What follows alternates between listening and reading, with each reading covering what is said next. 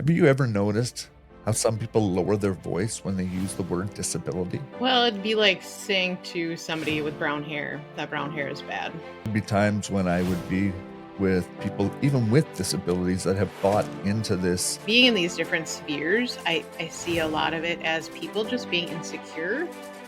when really we use our brain to do ordinary things every day, just in a different body. The new to me doctor, and he's like, I think you have juvenile rheumatoid arthritis, but I can't fully diagnose you. You need to go to the next bigger town. He wants to be more inclusive, but doesn't know where to start.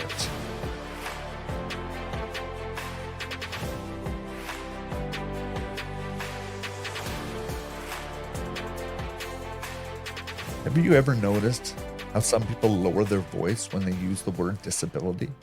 Like it's something fragile or something that needs fixing? But what if it wasn't a limitation? What if it was a declaration? Accessibility isn't about ramps and restroom measurements. It's about relationships, respect, and representation.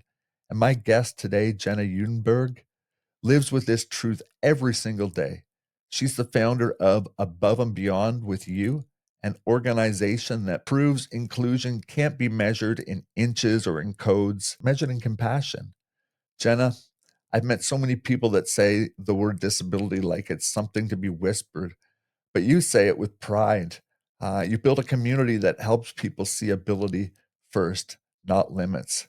Why is it so important to you that people understand disability is not a bad word to say at all? Well, it'd be like saying to somebody with brown hair that brown hair is bad, or someone that uses glasses that, glasses are bad, contacts are bad, right? And so we just need to flip the script and flip the stigma that it's just a natural part of life, and so many people in disability culture and community will say, if you're blessed enough to live long enough, you'll experience disability.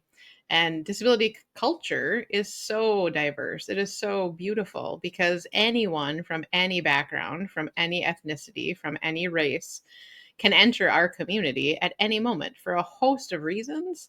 And so it's connecting us, right? And getting beyond the facade, getting beyond, the pity, the limitations, the impairments, like all those negative connotative words. And don't get me wrong, right? Is living in a world full of barriers a pain? Absolutely. Is it soul crushing some days? Absolutely. But those are the environments that are soul crushing, not me and my existence is soul crushing.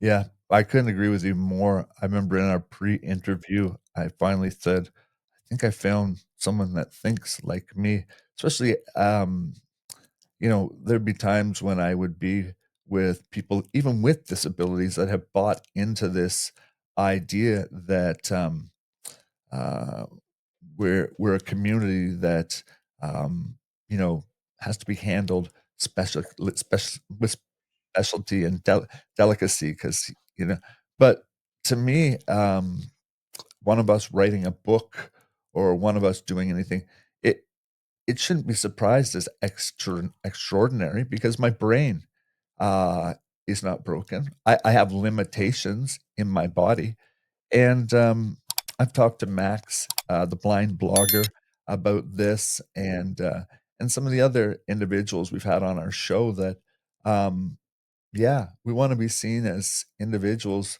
just like other people have inabilities. And at some point, you are going to move in and out of disability. It's just a fact of inability. You're going to break an arm. You're going to have an ingrown toenail. You're going to have something. And I know that's going to trigger the, the, the police.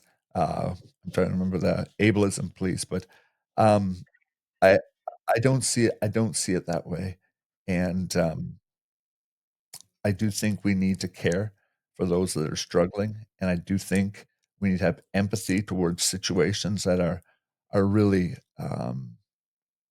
tough on the mind, tough on families, um, but I don't think it helps our community, um, to pamper us along and treat us as if it's fragile and we do amazing things, when really we use our brain to do ordinary things every day, just in a different body. I don't know. What are your thoughts there?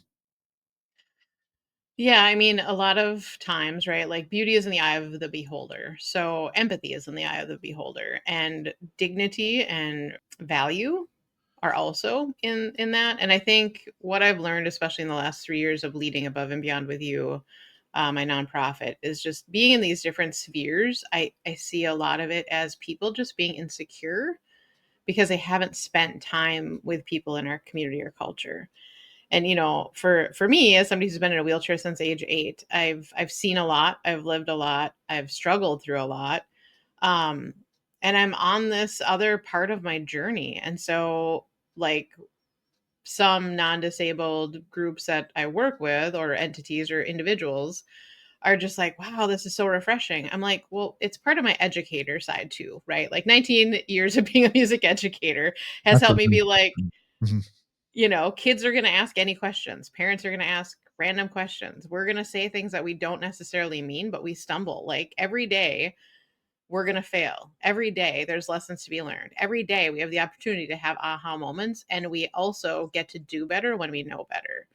But if we don't step out and be willing to be vulnerable, and we're not ready to share our story, like, then people like myself, like you, who are comfortable in our story, comfortable in our diagnosis or our disability, that I think is our calling. Again, not that we're the super crips or that we're speaking for all of disability community and mhm, culture, but we can share from our experience the things that we know help. And so my biggest thing is, like, just call it what it is, right? So, like, a lot of podcasts that I'm on with non-disabled hosts, I'm like, stop using the word handicap because I'm not a golf term. And they always just start laughing, like, wow, I never put two and two together, right? But it's like, mhm, right. So it's like, and I get, because again, I grew up in non-disabled culture more than in disability culture, being in rural Minnesota. So I wasn't around all the what you should say and what you shouldn't. And I know that changes, right? It changes per person, it changes by dialect, it changes by state or region, by country, right? And by the different times that we are in our journey. So things that I wouldn't have used to call myself in culture, now me and my bestie, who also is a manual wheelchair user, yeah, we use those terms together. But when we're in spaces like this, we make sure, like, hey, Jamie and I and Steven can call each other these names because this is cool in our world. mhm. But you, who's outside of our world, don't get to use those words. That's right. You know. Mhm. I think when I was first I think it's been a learning, like, I'm 30 plus years as a quadriplegic. I wouldn't say the day I broke my neck for that first 2 months, I hid in a private room, um, unable to move anything from my shoulders down. When they wanted to move me, I called it Gen Pop, like general population prison.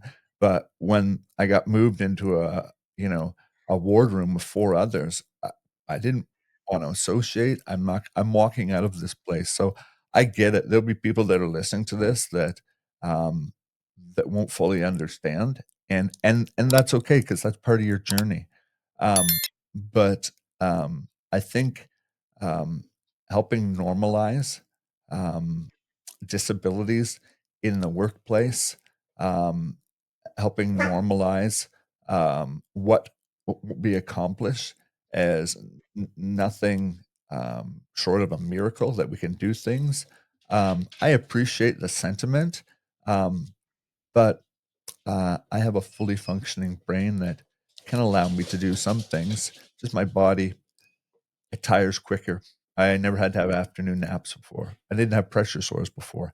So, um, And I would add on to that too is, even if there are folks within our community that also have neurological differences, right? Like maybe their body is perfect and their brain has needs, right? And like you said earlier, nothing of this is special. Like, I'm so tired of special needs. I'm tired of special education. I'm tired of these labels. And yes, as an educator, I get it. Like, you teach your 3-year-old that this is the color red and this is the color blue and this is the color green, right? So yes, this is a wheelchair, this is a power wheelchair, this is a mobility device, this is an ACC. Like, Yes, I understand there's labels so we can understand, but it's when we go beyond that label to understand, and then we use that label to add assumptions or add pity or add our insecurities or add inspiration, right? Like I didn't even think about it because I've been told since such a young age. And I say all the time, I'm very thankful that I became disabled as a child because at age 7, yes, I had lived some life. And yes, I knew that I was different. Yes, I knew that there were places my non disabled counterparts and friends could get to that I couldn't. And yet, I didn't know truly any different. This is me. This is my life. This is the calling I have on it.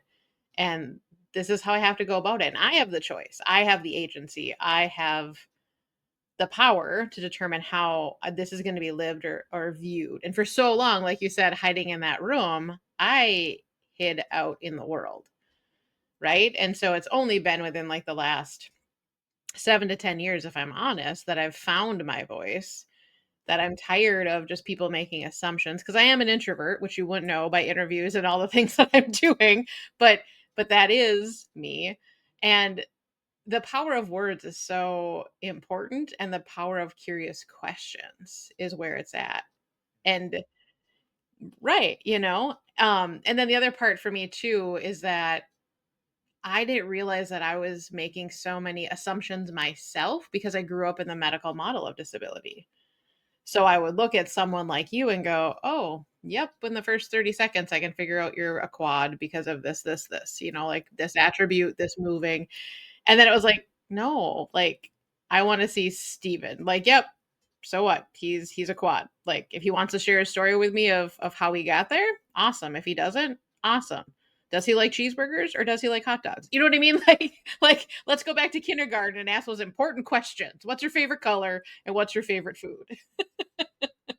I don't know what your, we didn't talk about this before, but something that's I think that grounds me is, um, I have learned to find it didn't happen right away, but I've learned to find my worth, my identity is in Christ.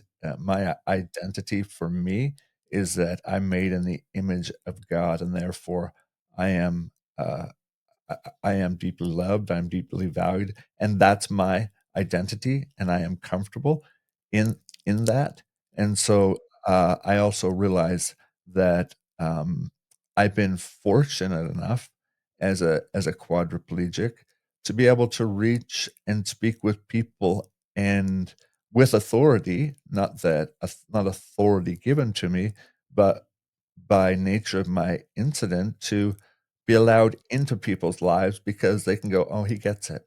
And so, I've learned to shift my mind, to that set, and, I am very grateful.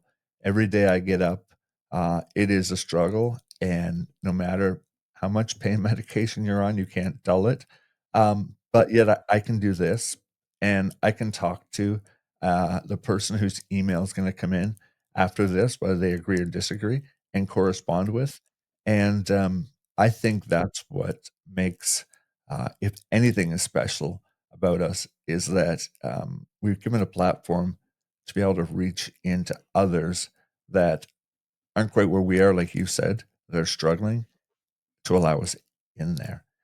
And if you allow me to ask a little bit more, you mentioned your music background and your teaching background. If you're comfortable, do you mind sharing kind of I'm a quad, whatever, your medical journey and take us right up to, Nicole's note version, right up to, s from there to getting to a place where you're comfortable and started a nonprofit, and then, we'll start talking about the work you're doing, with that. Yeah, Reader's Digest version. Age 7, the family story is we went ice Reader skating as a family to a flooded Reader's pond. Digest. You dated yourself there. I know. I'm That's finding good. myself older and older, Stephen. It's like, Me as well. wait, I was disabled before the Americans with Disabilities Act was even signed into law. That's really old. When you Yeah, think about it that way. we're the Old 45 Testament doesn't sound people. old. Yeah. Oh, man, Right. you're younger than me even. I'm 48, so you're just a Okay. young gal. Anyway, yeah, please Yeah. share what you're comfortable with anyway.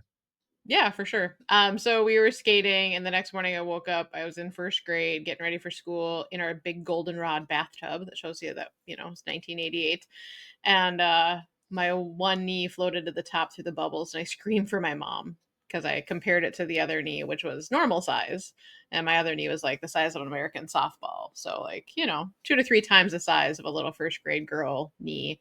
Mm. And we took me to the doctor, and the doctor said, "Hey, I think you have water on the knee." And my dad used to be a volunteer ambulance driver. And he's like, "My 7-year-old daughter is not an athlete. She doesn't have water on the knee. You're wrong. We need a second opinion." And thankfully, in our small rural town at that time, we had two different like clinics. And so I saw the new to me doctor, and he's like, "I think you have juvenile rheumatoid arthritis, but I can't fully diagnose you. You need to go to the next bigger town." Where is that? Sorry, to get in there. Whereabouts are you located, just so people have a rough idea? Yeah, I'm in Two Harbors, which is a small rural town on Lake Superior Mm. in northern Minnesota. We're about 2.5 hours south of the Canadian border. And we had to travel about 30 miles south to Duluth, which a lot of people know is right at the arrowhead of Lake Superior. And so that rheumatologist saw me and did more blood work and more x rays. And he's like, "Yep, I'm pretty sure it is also arthritis. However, Lyme's disease, the tick borne illness, was new on the scene, and a lot of the initial symptoms are very similar. So I had to go down to Rochester, Minnesota to the Mayo Clinic and have my official diagnosis like a month later. Um, Lots of weird childlike medical trauma in those situations, right? Not being explained what was happening to me, not all the things like kids get to experience in the medical world today. It was very more torturous, figure out the adult world. Um, Kind of fast forward, my disease was pretty aggressive, they say. I didn't know any different, right? But I was in a wheelchair within a year. Had my first chair as a rental, typical old high school hospital grade gross army green color for a little second grader. I missed more days of school in second grade than I was actually there. Lots of pain, lots of being, stuck in my bed, that kind of stuff. Lots of crying, lots of different drug taking, being in and out of rehabs for, you have to taper off this med before you can go on that med, that kind of stuff. It was my first experience of being in inpatient rehab, meeting other disabled folks like myself, some young, some old, some in between. Um, and that was kind of my first experience to disability culture. In middle school, I met my good friend Jamie, who is the president of my nonprofit. She has the same diagnosis as I do, but she was Um, diagnosed at age 2, and I was diagnosed at 7. So she too also uses a manual wheelchair, and she kind of became my disability mentor in a lot of ways. And we had a physical therapist that brought us together through pool therapy.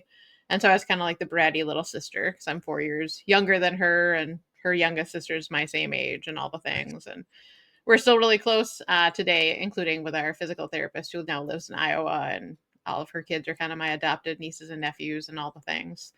Um, but anywho, I had the biggest blessing of having an amazing middle school band director, and even though she was only my teacher for 1 year, she saw me for me, and she didn't see me for my disability, but my disability wasn't a big deal. Like it was important, and all the things like she saw that, but that didn't define me. And so she just became, one of my rock star supporters. And I knew that that's what I wanted to do with my life. I wanted to give back to kids. I wanted kids to feel what I felt. Mm. I went through a pretty big depression in my freshman year of high school because arthritis came back with a roaring vengeance. Was stuck home, couldn't get out of bed. And for me, we have a similar faith from you sharing. I found my own personal relationship with Jesus in Mm. that space. And there was a friend that had a catastrophic house fire, and I needed to get back to school so I could see that person. And so that was the impetus of like, yes, this sucks. Yes, this is hard. It's not going to be easy. And I battled with some different, depression and Every day. yeah, of the different cycles and different parts of life bring it on, different hormones, different situations. And yet, I have been given such grace to now turn it into a different platform, to give it power in a different way. And now it doesn't inhibit me, it fuels me. And so yeah, I became a music educator. I even, I fought hard fights through college. Like I think at one time I had 5 different discrimination claims at the chancellor's office.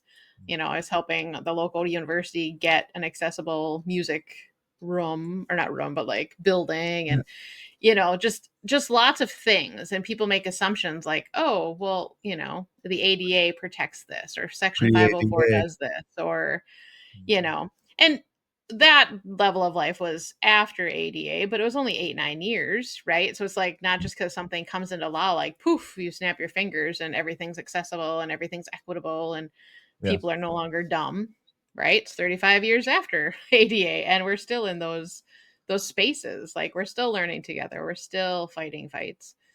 Um, but yeah, and so even in my career, I was kind of everywhere. I taught anywhere from just having a private studio to working at a charter school to working at a parochial school, and ended my career in a public school setting, actually my alma mater. And um loved it. I started an adaptive music program that was like the probably the crown jewel of my 19-year career, and just seeing these kids that, like any human, right? If you give them what they need so they can thrive, and they not just survive, but thrive and enjoy and be a part of community, that's what any human deserves and longs for. To be seen, to be supported, to be cared for, to be heard.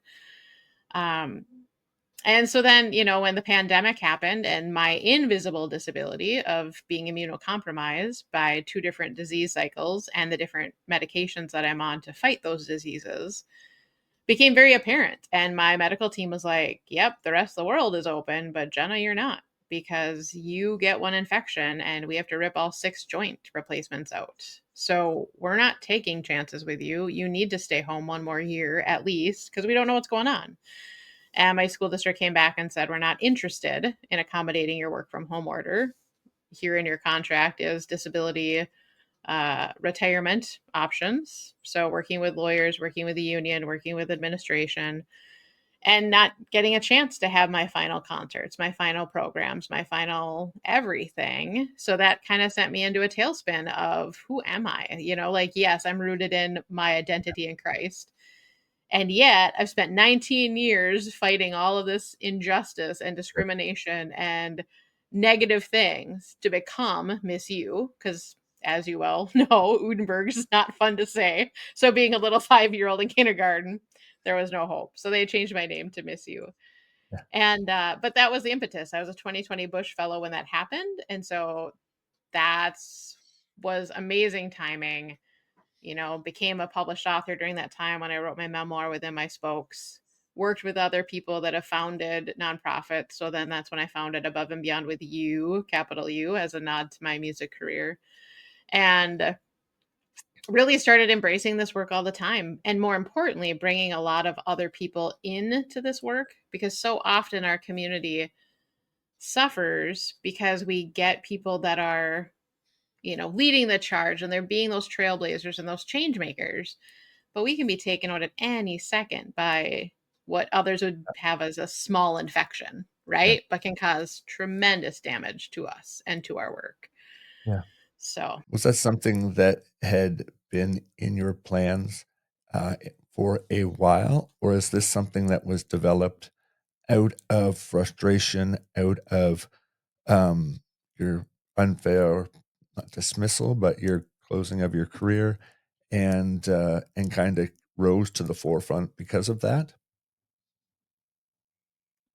yes to all of it. Like I knew I needed to do something, Mm, and yet knowing with all the different laws and thresholds of, of assets and of investment and just all the things, right? Like, how do you do the work knowing that it's going to take years and decades? Because, like, right now, everything's volunteer, right? Everything is donation based. We're just, we're in year 3, but that's the reality of where we're at. And I love every minute of it, me too. but it's not like I could just be a job and then therefore paying for all my, medical insurance and PCAs and all the things that, and I'm not on a ton of systems, but the couple that I'm on, they're like life and death for me. So Mhm. how do you do this without jeopardizing? So that's kind of where I went to the nonprofit world.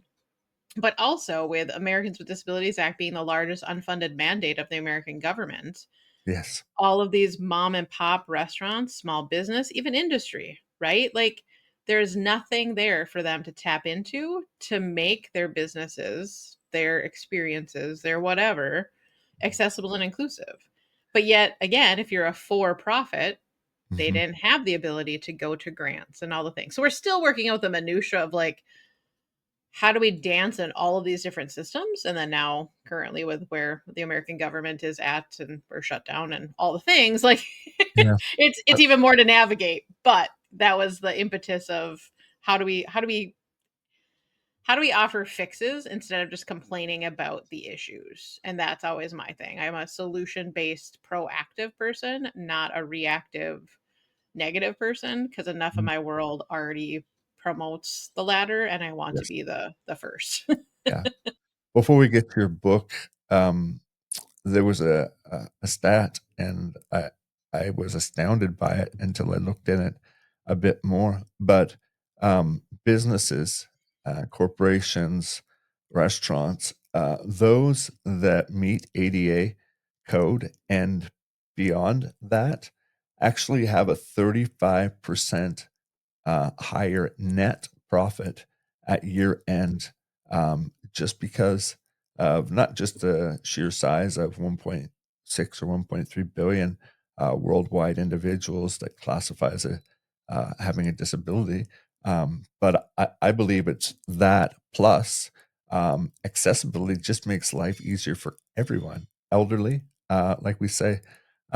So that stat, was who wouldn't want to um, start down that road if 35% net on average is what it helps for a business compared to what it probably costs to make your business that way.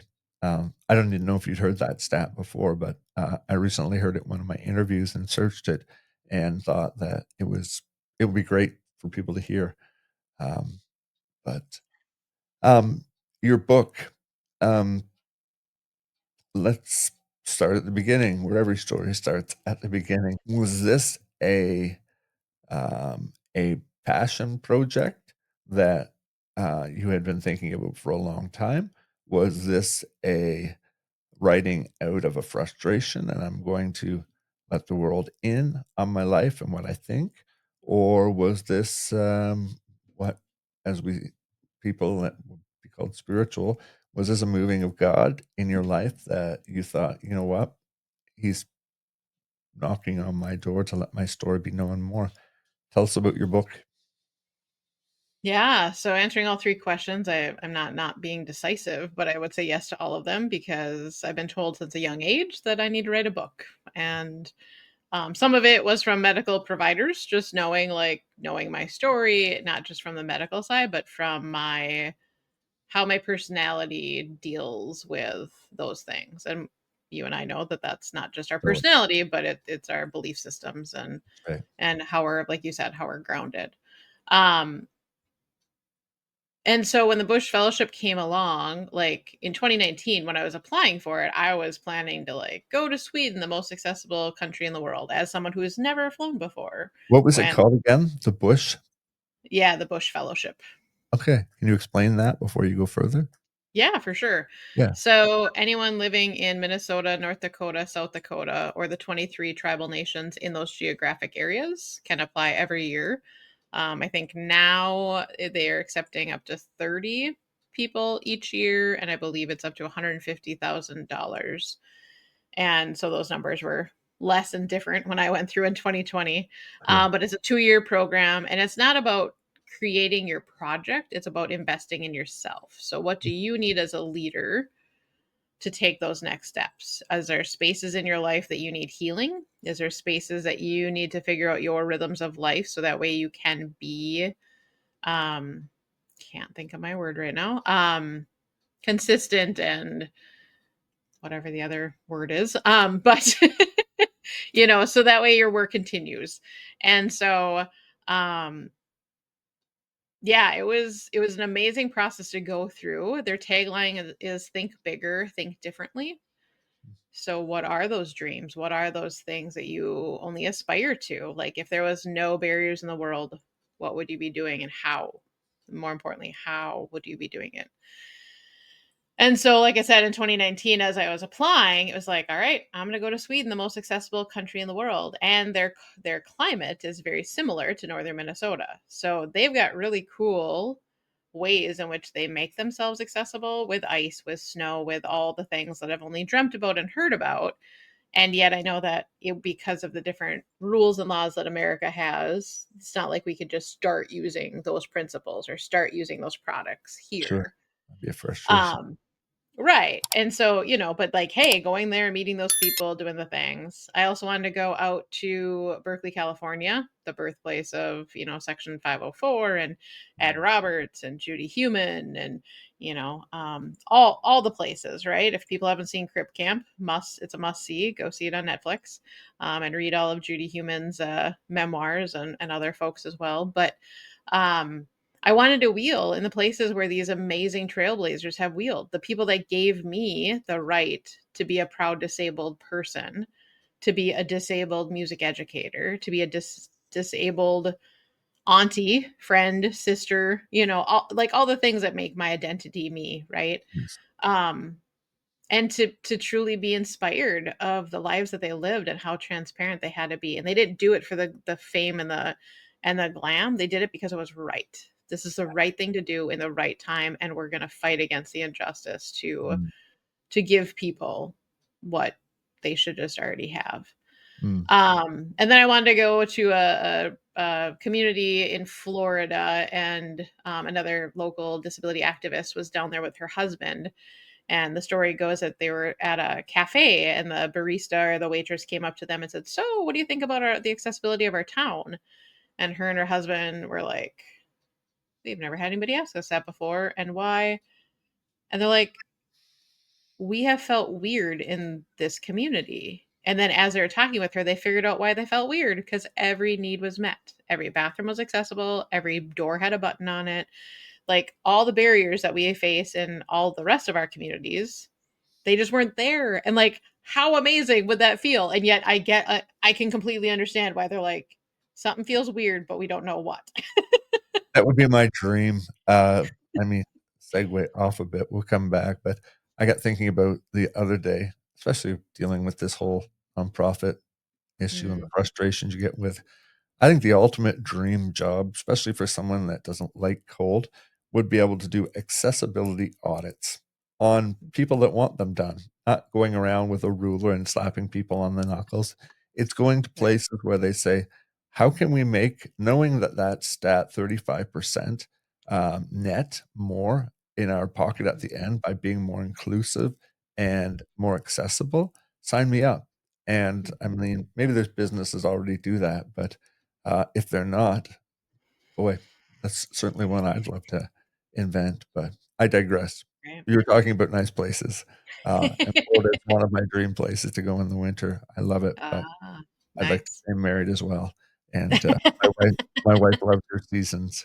Yeah. So Right. you got when did you tell us about the book. You got your start on your book, over what period of time did you write it?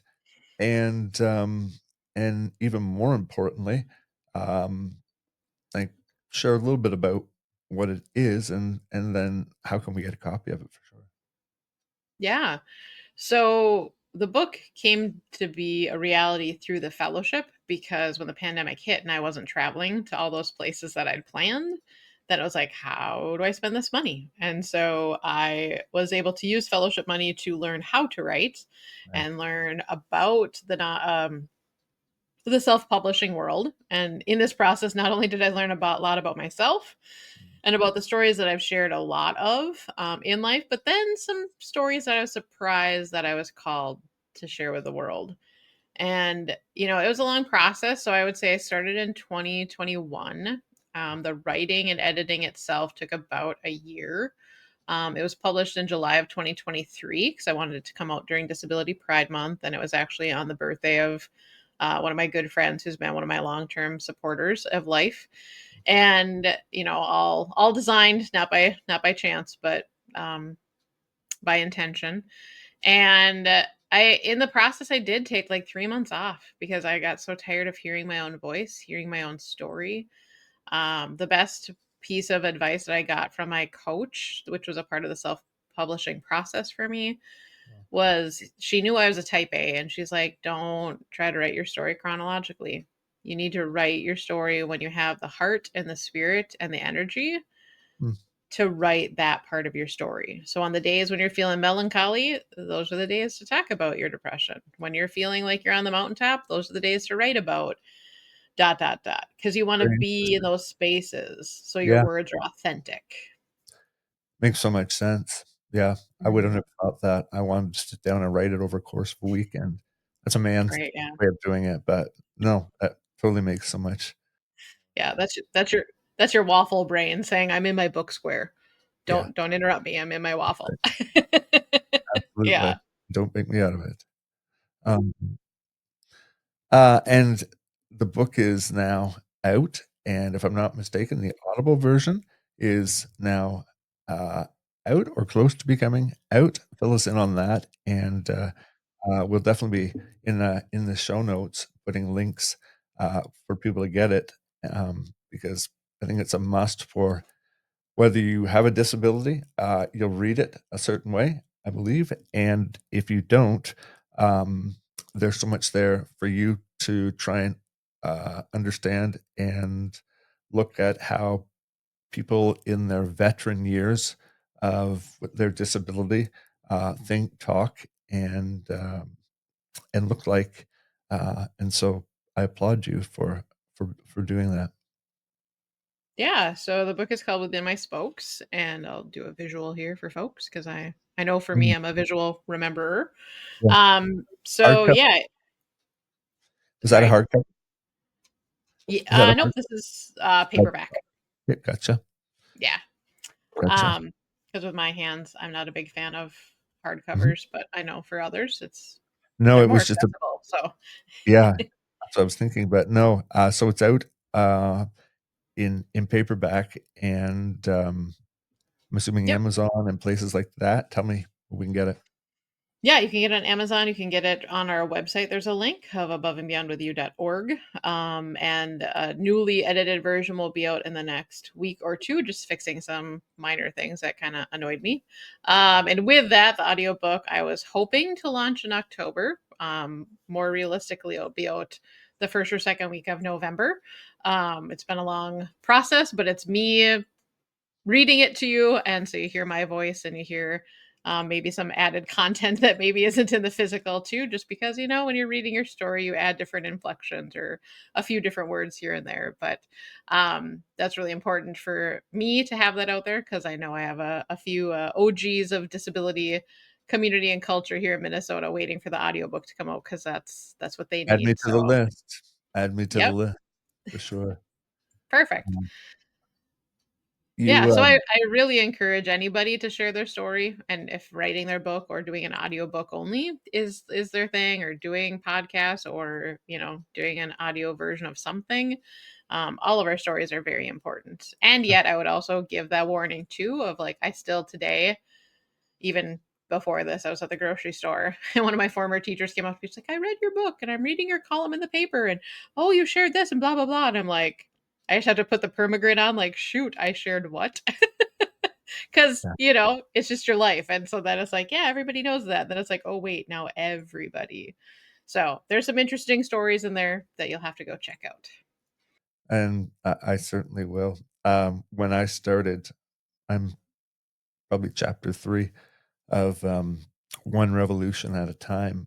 Um, I didn't realize, when I started writing that, you always hear it's a form of therapy or whatever like that, and my wife had no idea what I was doing, and I come out to the kitchen just bawling my eyes out, and she's like, "I thought you were writing a book." I'm like, "I am," but I had to go back and rethink about stuff that I just dealt with, in adrenaline, from the accident day. I dealt with a stick-to-itiveness because at 19, I didn't want to give up like so many people did, and so I willed my way through it, but I don't ever think I had time to mourn my way through, and grieve some of the things I lost, and, it definitely is something that you I don't know if it happened to you, but when you're going back through it, be prepared, not that I'm a seasoned writer, but, um, to to deal with things that maybe you didn't look at the first time, around. Yeah. Question for you as well. For someone who wants to be more inclusive, because I know you're an advocate for that as well, but for someone who wants to be more inclusive but doesn't know where to start, what's one or two practical steps that they can take um, uh, to start at least start? You've got to start somewhere. I mean, what are a few steps that people can take, whether it's business, whether it's uh, a all across the sphere. Yeah. Yeah, that's a great deep question. Um, I think initially the old Jenna would have been like, "Oh, here's A, B, C, D, right? Here's your plan to inclusion." But now this version of Jenna, going through my own stuff as well Mm, and learning process, is like, first take time to self-reflect. Why are you wanting to be inclusive, and what does that word mean to you? And is the point that you're truly embracing and cherishing and wanting your full community to be in your space, to be at your business, to be in your home, to be a part of the event you're planning, like whatever it is, or to make your life more full? Really wrestle with that first, because I will say, as somebody who, like you said, you just push through, you just do the things. We didn't fully grieve, we didn't go through the process. Plus, like we said earlier, you and I are old, so there's a lot of human psychology that they didn't know about in our journeys of disability as well, or in our medical conditions. And so we don't need more trauma added to us. So if your intent is like you just want to feel better about yourself, yeah, no. Like, let's have a deeper conversation about that. Is it, strictly for the money side of it? Ooh, I can increase my 35%. Oh, bring me that. But if you don't truly care about the people wheeling, walking, limping through your door, mm, yeah. So first off, it's a heart condition thing, yeah. right? And Amen. then once you figure out what that heart condition is, then I would say, what are the practical things that you can do now? And more importantly, who is the disabled people in your community and in your sphere that you need to build those relationships with in making your spaces more accessible? Like, if it's above and beyond with you and we help you figure out those things, awesome. That's why we're here. And yet, more importantly, like, okay, well, if we're not in your community, we'll help you, but we want to make sure that those voices, those stories, those folks are a part of that, because that's the whole thing. We like to do the separate, and then it's like, "Oh, we're separate. We don't like this. Oh, but we have to ask these people to come in to make us better." You know what I mean? So it's just flipping a lot of narratives and a lot of scripts on our head. And I've heard a lot too of, Jenna, you just articulate these things, or Jenna, you can do da da da. And it's like, sure, I can. That's Jenna. But maybe Sally in your community has other giftings, has other talents, has other ways of bringing life and activity to whatever it is you're trying to do. Or maybe it's Bob or Billy, or, all the, the quintessential names that get thrown out there. Yeah. But, um, and really letting yourself dream, right? Like, if you're a coffee shop owner, what does your coffee shop look like? What foods and beverages do you offer? What amazing different kinds of cups and things can you serve your food and beverages in, right? Like, you don't always have to serve only hot drinks in hot coffee mugs. Sometimes you get to serve popcorn, because that's the only way Jenna can eat popcorn is from a cup with a handle, you know, like, so I think it's that dreaming part. I think it's that, you know, letting there not be any limitations. And when those limitations come in your mind, figure out what is that unconscious bias that's saying, oh no, coffee mugs are only for coffee or tea. And I'm sure I insulted some tea people because I'm sure there's special teacups as well. But Yeah, I think we've raised a whole lot of phone calls and emails from this episode. We wouldn't be you're us if we welcome. did. Yeah, thank you. One thing I really appreciate you and getting to know you more and through this episode is that critical thinking is a lost art. And my mentor, Daryl, can't thank him enough for helping me reshape how I start to ask questions and think about why I'm doing that. Critical thinking uh, was a trait of a generation that's passed. Um, and if it could only be captured and used in a much more civilized way in the world we live in now, we would all be better for it. Um, what are some current projects right now or initiatives you're most excited about? And a follow up to that as we close will be how can um, my listeners, your listeners, people who hear this, support your nonprofit or get involved with you. So start with your initiatives and some of the exciting things that you can talk about or that you're ready to talk about, and let us know what we can do and how we can be involved in a part of that. Yeah, great.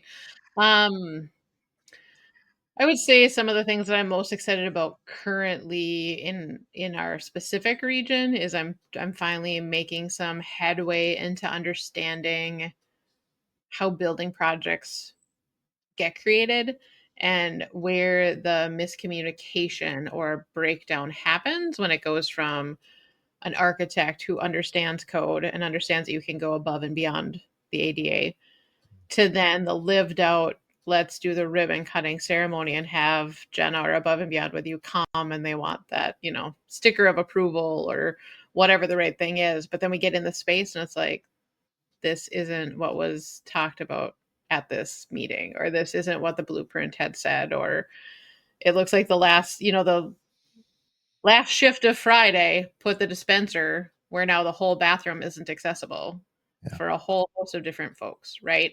Mm. So that's always been my struggle just as a disabled human, but then especially as an advocate and an activist. So I'm excited to be working with city planners and other local entities and agencies to try to really dial down of like, where does this happen and how do we stop that? How do we educate and how do we bring people alongside at the right times? Not us against them, right? Right, but all of us with each other because we all got to go to the bathroom. So like, let's just Absolutely. make bathrooms accessible. True. I get it. It's not us against them, and I think, so often it's like, "Oh, those people, we need to accommodate them." It's like, "No, you don't need to, but, one day you're going to need to be accommodated." So, let's not make the world a better place and think logistically now about it. Um, for those that want to support, I know as someone that is trying to start, a charity and a nonprofit, uh it's hard to grow a donor base. I'm sure that would be much appreciated. Um, how can they give? Is there a link somewhere? And what are some of the other areas people might be able to come alongside if it's volunteer time that you're looking for, or what have you? You know best. Yeah, so if you go to our website, aboveandbeyondwithyou.org, there's a PayPal donation. We also have our PO box there if sending checks or those kinds of things are better. And just keep an eye on that page because we're in the process of updating for Venmo and Mhm. other ways of donating. Also in November, we have the Give Minnesota Day where we celebrate all the nonprofits, and so there'll be a different link there. And actually, that link still might be on our website because you can give it any time, but there's a special push in November. And, buying the book, all the proceeds of my memoir Within My Spokes go straight to Above and Beyond with You's work. Sharing all of our sites. So we are on Facebook, LinkedIn, and Instagram. So, sharing about our nonprofit, following us, finding me on all the different podcasts. You can type my name in wherever you listen to podcasts, and you'll hear lots of different stories. And then, it's really just word of mouth. It's really just, how do we uplift those stories? And also on my website, you'll see my articles from 2025 in our Lake County Press. I write every other week a column called Local View from 4'2". So lots of different topics get covered there, not just about Minnesota, but just life in general and being a better human, and sometimes the frustrations of being a disabled woman as well. So there's lots of fodder in the blog section of my website as well. So Thank you so much. Jenna and I met on Podmatch. Podmatch is a platform that connects podcast hosts and guests who are made perfect for each other. If you've ever wanted to share your story, or on the other side, if you're looking for that perfect guest for your show, head to Podmatch and check them out. You can go to joinpodmatch.com/swagability. That's joinpodmatch.com/swagability, and be sure to tell them Swags has sent you. Jenna, some closing thoughts. Looking ahead, what gives you hope for the future of accessibility and inclusion? And how do you stay motivated when progress feels so slow? I have hope in the fact that the disability culture and community is growing every single day, and it becomes more and more diverse and a thicker and more beautiful tapestry. And I long for the day when all disabled people realize that their story matters and that they have worth, and that when we Amen. come together, we have power to change this world. The ways that I restore myself is I am a fiend for playing card and board games. I love building a relationship around a coffee table. I love hanging out with my besties in my introverted ways, where you just get to be you and you don't have to have your superhero cape on. You don't have to be politically correct. You don't have to, do all the things. You just get to be yourself. And I encourage others to find those things that help them just be themselves. Let's finish up with a couple rapid fire for you. Tea or coffee? Frou frou coffee. Totally. Okay, all right. Morning or night person? Oh, unfortunately, night, but sunsets are gorgeous. Favorite motivational quote? Judith Human. I love to see feisty disabled people change the world. Hmm. Wow, you do think on your feet, literally. Um, And wheels. and to finish the sentence, accessibility to me means I can fully be myself wherever I am. amen to that. Jenna Udenberg, ladies and gentlemen, um, Above and Beyond, you can check out her work there. Her website is in our show notes, and you can also visit uh, her website to get your hands on her book, as well as Amazon, and we'll have it in the show notes as well.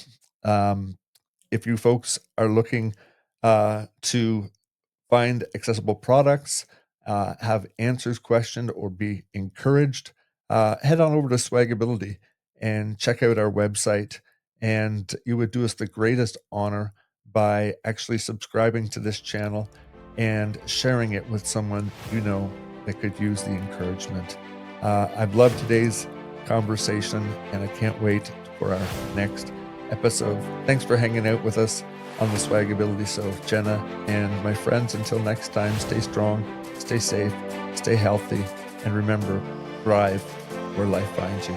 Swags out.